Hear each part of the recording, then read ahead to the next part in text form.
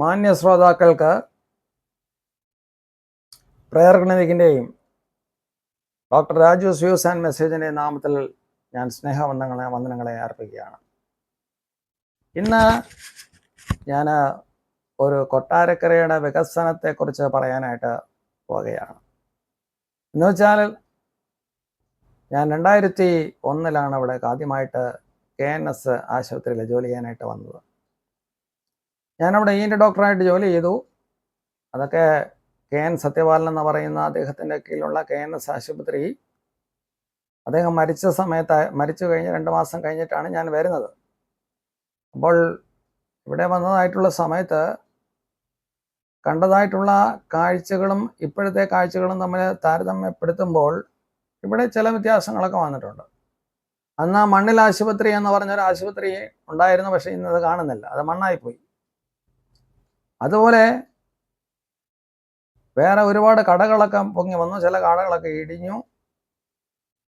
അതുപോലെ സ്ഥലത്തിൻ്റെ വില കൂടി. ഇങ്ങനെ പല വ്യത്യാസങ്ങളും വന്നു. വലിയ കെട്ടിടങ്ങളൊക്കെ ഉയർന്നിട്ടുണ്ട്, ഒരുപാട് ആൾക്കാരുടെ വലിയ വലിയ കെട്ടിടങ്ങൾ ഉയർന്നിട്ടുണ്ട്. അതുപോലെ അന്ന് കാറുകളെല്ലാം ഓൾട്ടോയോ വാഗണാറോ ഒക്കെ ആയിരുന്നു. എന്നാൽ ഇന്ന് അങ്ങനെയല്ല. ഏറ്റവും വലിയ കിയ എന്ന് പറയുന്ന വണ്ടി, ബളിനോ എന്ന് പറയുന്ന 6 അടി 5 അടി നീളം 5 അടി മാത്രം വീതിയുള്ള കൊച്ചു കാറുകളെ അപേക്ഷിച്ച് 6 അടി 7 അടി വീതിയുള്ള കാറുകളൊക്കെ കാണുമ്പോൾ നമുക്ക് അറിയാനായിട്ട് പറ്റും, ഇതൊക്കെ ഏറ്റവും കൊതിപ്പിക്കുന്ന കാറുകളൊക്കെയാണ് ഇത് വഴിയൊക്കെ പോണത്. അപ്പോൾ ഇത്രയും പൈസക്കാർ താമസിക്കുന്ന സ്ഥലമാണോ? അന്നത്തെ ട്രാഫിക്കിനെക്കാട്ടി ഏതാണ്ട് ഒരു 20 ഇരട്ടി ട്രാഫിക് ഇന്നതുണ്ട്. പക്ഷേ റോഡ് വികസിച്ചില്ല എന്ന് മാത്രമല്ല, റോഡുകളെല്ലാം നാരോ ആയി. എങ്ങനെയാണ് ഈ റോഡുകളെല്ലാം കുടുസാകുന്നതെന്ന് ചോദിച്ചേക്കാം. നമ്മുടെ പല കടക്കാരും വെച്ചിരിക്കുന്ന റോഡിലാണ്. 1965 മിനർവ ജംഗ്ഷനിൽ ഇട്ടതായിട്ടുള്ള കല്ല് ഇന്നവിടെ കിടപ്പുണ്ട്.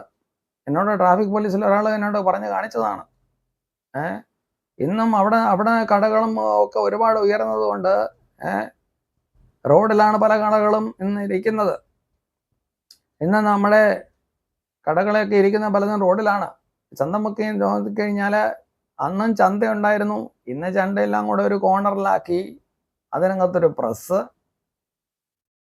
അതൊരു സർപ്രൈസ്, ഇങ്ങനെ പല കാര്യങ്ങളും. അതിൻ്റെ പണികളൊക്കെ അവിടെ കിടക്കുന്നു. ചന്തമുക്കിൽ നോക്കിക്കഴിഞ്ഞാൽ പോലീസുകാരുടെ വണ്ടികളുടെ ഒരു വട്ടക്കളിയാണ് നടക്കുന്നത്.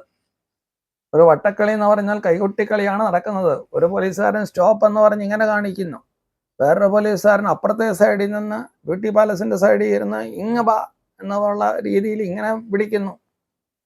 വേറൊരു വിധത്തിൽ മറ്റൊരാൾ ഇങ്ങനെ കാണിക്കുമ്പോൾ ഒരു ബൈക്ക് ഇപ്പുറത്തൂടെ പോകുന്നു, വേറൊരു ബൈക്ക് അപ്പുറത്തൂടെ വരുന്നു. അങ്ങനെ സ്റ്റോപ്പ് എന്ന് കാണിക്കുന്നതായിട്ടുള്ള സമയത്ത് വേറൊരു വണ്ടി കുറുകെ ഓട്ടോറിക്ഷ സ്റ്റാൻഡ് വഴി പുത്തൂരോട്ട് പോകുന്നു. ഇങ്ങനെ വണ്ടികളുടെ ഒരു കളിയാണ് ഇവിടെ കാണുന്നത്. ചില സമയത്ത് ഞാൻ വിചാരിച്ചിട്ടുണ്ട്, അതുപോലെ മിനർവയുടെ അവിടെ ഒരു വലിയ വളപ്പും തിരിപ്പും ഒക്കെയാണ്. പ്രൈവറ്റ് ബസ്സുകൾ ഇങ്ങനെ പോകുന്നതായിട്ടുള്ള സമയത്ത് ഭയങ്കരമായിട്ടുള്ള വളവും തിരിവുമാണ്. ചില വണ്ടികളൊക്കെ ഇപ്പം ഗണേശൻ്റെ ചായക്കട ഇപ്പം ഇടിച്ച് തള്ളുമെന്ന് പറഞ്ഞ് പോവുകയാണ്. ചിലതൊക്കെ അവിടെ ഇരിക്കുന്ന വണ്ടികൾ ഉരസും എന്ന് പറഞ്ഞ് പോവുകയാണ്. അവിടെ ഇരുന്ന് ബൈക്കിൻ്റെ മണ്ടേ കൂടെ കയറി പോകുന്ന വണ്ടികളുണ്ട്. അവിടുത്തെ ആൾക്കാരൊക്കെ ഭീതിയിലാണ്. ഇന്ന് കൊട്ടാരക്കര ചിലരുടെയൊക്കെ പേടി സ്വപ്നമാണ് ട്രാഫിക്കിൻ്റെ കാര്യം പറയുമ്പോൾ. അവിടെ വന്നു കഴിഞ്ഞാൽ രക്ഷപ്പെടാൻ പറ്റുമോ? ചിലപ്പോൾ മരിച്ചെന്നിരിക്കും. അനേകരുടെ കാലുകൾ ഇവിടെ വന്നിട്ടുണ്ട്, അരഞ്ഞിട്ടുണ്ട്. അനേക ബൈക്കുകൾ ഇവിടെ തകർന്നിട്ടുണ്ട്. പണ്ടൊന്നും ഇല്ലാത്ത രീതിയിലുള്ള അപകടങ്ങൾ ഒരുപാട് വർദ്ധിച്ചിട്ടുണ്ട്. അതുപോലെ ഈ ഒരു അതുവഴി വളച്ചെടുക്കുന്നു.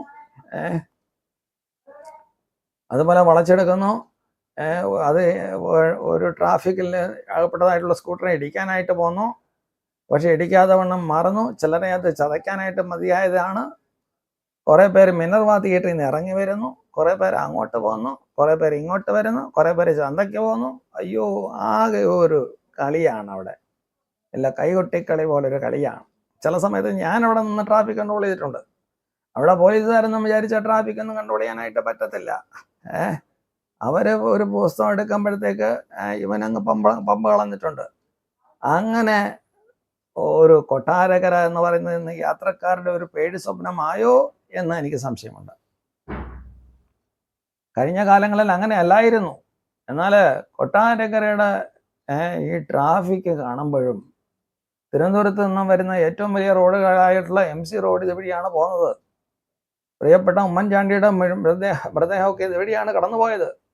KR നാരായണൻ മൃതദേഹമൊക്കെ ഇതുവഴിയാണ് കടന്നുപോയത്. അപ്പം നമ്മൾ ഇവിടെ ഇരിക്കുന്നു, പല കാര്യങ്ങളും വേണ്ടവണ്ണം നടക്കുന്നില്ല, മരണങ്ങൾ സംഭവിച്ചുകൊണ്ടിരിക്കുന്നു, അതുപോലെ ഒരുപാട് ആശുപത്രികൾ വർദ്ധിച്ചിരിക്കുന്നു.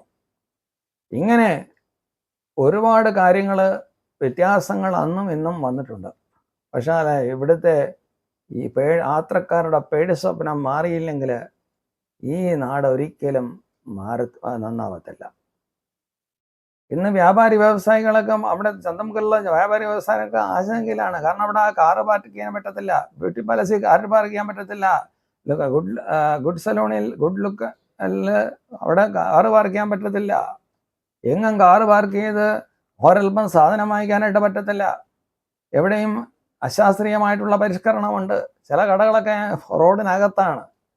അവിടെ ഹാർഡ്വെയർ കടകളൊക്കെ പൊളിഞ്ഞു പോകുന്നു. കാരണം ഹാർഡ്വെയർ കടകളിൽ എന്തെങ്കിലും സാധനങ്ങൾ വാങ്ങിക്കണമെങ്കിൽ വലിയ കാറിൽ വന്നാലേ, അല്ലെങ്കിൽ മറ്റുള്ളവർ വാഹനത്തിൽ വന്നാലേ നടക്കത്തുള്ളൂ. അതുകൊണ്ട് ആൾക്കാരൊക്കെ ഉടനവട്ടത്ത് പോവുകയാണ്, അല്ലെങ്കിൽ ആൾക്കാരൊക്കെ പുത്തൂര് പോവുകയാണ്, അല്ലെങ്കിൽ ആൾക്കാർ അടൂര് പോവുകയാണ്. അവിടെ എങ്ങും ട്രാഫിക്കിൻ്റെ വലിയ പ്രശ്നങ്ങളൊന്നുമില്ല. ഈ അടുത്ത സ്ഥലത്തായിട്ടുള്ള അടൂരും അതുപോലെ നമ്മുടെ പുനലൂരൊന്നും ഇത്രയും പ്രശ്നങ്ങളില്ല. അഞ്ചലിൽ പോലും ഇത്രയും പ്രശ്നമില്ല. അവിടെയും നല്ല തിരക്കാണ്. പക്ഷേ ഇത്രയും പ്രശ്നങ്ങൾ എങ്ങുമില്ല. എങ്ങും പ്രശ്നമില്ലാത്ത രീതിയിൽ ഒരു പ്രശ്നമായി, ഒരു വലിയ സർപ്രൈസായിട്ട് ഇത് വളർന്നിരിക്കുകയാണ്. കരുണാകരൻ മുഖ്യമന്ത്രി ആയിരുന്ന സമയത്ത് പറയുമായിരുന്ന ഒരു കാര്യമുണ്ട്. എന്തെങ്കിലും പ്രതികൂലങ്ങൾ വന്നു കഴിഞ്ഞാൽ അദ്ദേഹം പറയും. ഇന്ന് കരുണാകരൻ ഓർമ്മകളിലാണ് ഉള്ളൂ. പറയും, ഞങ്ങൾ ജനകീയമായി നേരിടും. അദ്ദേഹം പലതും ജനകീയമായിട്ട് നേരിട്ടു. എന്നാൽ ഇന്നത്തെ ജനകീയമായിട്ടുള്ള നേരിടൽ നടക്കുന്നുണ്ടോ? ജനങ്ങൾ ജനകീയമായിട്ടുള്ള രീതിയിൽ ചില കഷ്ടതകളും ത്യാഗങ്ങളും സഹിക്കാൻ തയ്യാറാകാത്തത്തോളം കാലം ഈ നഗരസഭയെ ആയെന്നുള്ളതല്ലാതെ ഇത് നരകഭൂമി ആവരുത്. ഞാൻ കുറച്ച് അധികപ്പറ്റ് പറഞ്ഞ പോലെ എനിക്ക് തോന്നുന്നു. പക്ഷെ ഇതൊക്കെയാണ് യാഥാർത്ഥ്യം. ജനകീയമായി നേരിട്ട്, ജനകീയമായ ഷോപ്പിംഗ് കോംപ്ലക്സ് പഠിച്ചിട്ട്, കോമ്പൻസേഷൻ കൊടുത്തിട്ട് ഇത് ചെയ്യണം. ഇവിടെ നാഷണൽ ഹൈവേ 66 പോകുന്ന വഴി ഇതാണ്. പക്ഷേ കൊല്ലം ചെങ്കോട്ട റോഡ് ഇതാ വന്നു കഴിഞ്ഞു എന്ന് പറഞ്ഞു, എങ്ങും എത്തിയില്ല. കുറേ ആശുപത്രികൾ വന്നു, ആശുപത്രി വന്നു, കുറേ കാറുകൾ കൂടി എന്നുള്ളതല്ലാതെ മനുഷ്യന് സ്വസ്ഥമായിട്ട് പുറത്തിറങ്ങി ജീവനോടെ തിരിച്ചു വരാൻ പറ്റുമോ എന്നുള്ളത് ഒരു സംശയമായിട്ട്, ഒരു വലിയ ചോദ്യചിഹ്നമായിട്ട് ഇന്ന് അവശേഷിക്കുകയാണ്. അതിനാരാണ് ഉത്തരവാദി? ഒരുപക്ഷെ നമ്മളും ഞാനും നിങ്ങളും ഒരുപോലെയാണ് ഉത്തരവാദികൾ. കൊട്ടാരക്കരകളുടെ ഒരു വാക്ക്, നീയും ഞാനും കഷ്ടത സഹിച്ചില്ലെങ്കിൽ ഇത് മാത്രം. അതുപോലെ വേറെ ചില കാര്യങ്ങൾ പറയാനുണ്ട്. എത്രത്തോളം ബൈപ്പാസ് വരുന്നതിന് മുമ്പ് ഞാൻ തൃക്കണ്ണമംഗല താമസിക്കുന്ന കോടതിക്ക് എതിർവശത്തൂടെ വണ്ടി തിരിച്ച് വിട്ട് അത് കൊല്ലത്തിന് വിടാൻ പറ്റും, ലയൺസ് ക്ലബ്ബ് വഴി, റെയിൽവേ സ്റ്റേഷൻ വഴി. അതുപോലെ ഡോക്ടേഴ്സ് ലൈനിൽ കൂടെ കൊല്ലത്ത് നിന്ന് വരുന്ന ലൈറ്റ് വെഹിക്കിൾസിന് അത് വിട്ടുകൊണ്ട് MC റോഡിൽ കയറാൻ അത് മതി. അതുപോലെ ലോട്ടസ് റോഡിലെ ലൈറ്റ് വെഹിക്കിൾസിനെ തിരിച്ച് അതുവഴി അടൂരൊക്കെ വിടാം, വേണേൽ വൺ വേ ആയിട്ട് വിടാം. ഇത് കൊട്ടാരക്കരക്കാർക്ക് മാത്രമേ അറിയാവൂ. ഇത് കൊട്ടാരക്കര താമസിച്ച് വണ്ടി ഓടിച്ച് പരിചയമുള്ളവർക്ക് ഇത് മനസ്സിലാക്കാനായിട്ട് പറ്റത്തുള്ളൂ. ഒരുപാട് ബൈ റൂട്ട്സ് കിടപ്പുണ്ട്. ഗണപതി കോവിലിൻ്റെ അവിടെ നിന്ന് 2-3 ബൈ റൂട്ട്സ് കിടപ്പുണ്ട്. ഇതൊക്കെ തക്കത്തിൽ ഉപയോഗിക്കാനായിട്ട് തയ്യാറായാൽ, KP വഴി കിടപ്പുണ്ട്, തക്കത്തിന് ഉപയോഗിച്ച് കഴിഞ്ഞാൽ ഒരു പരിധി വരെ ഇത് കൺട്രോൾ ചെയ്തെടുക്കാനായിട്ട് പറ്റും. ട്രാഫിക്കിൻ്റെ ബഹളം മനുഷ്യർക്ക് ഭീതി കൂടാതെ വെളിയിലിറങ്ങാനുള്ള ഒരു ഭാഗമായിട്ട് മാറട്ടെ എന്ന് പ്രത്യേകം ആശംസിച്ചുകൊണ്ട് ഞാൻ എൻ്റെ വാക്കുകളിൽ നിന്ന് വിരമിക്കുന്നു. Okay, thank you. ഇനിയും കാണാം. Thank you.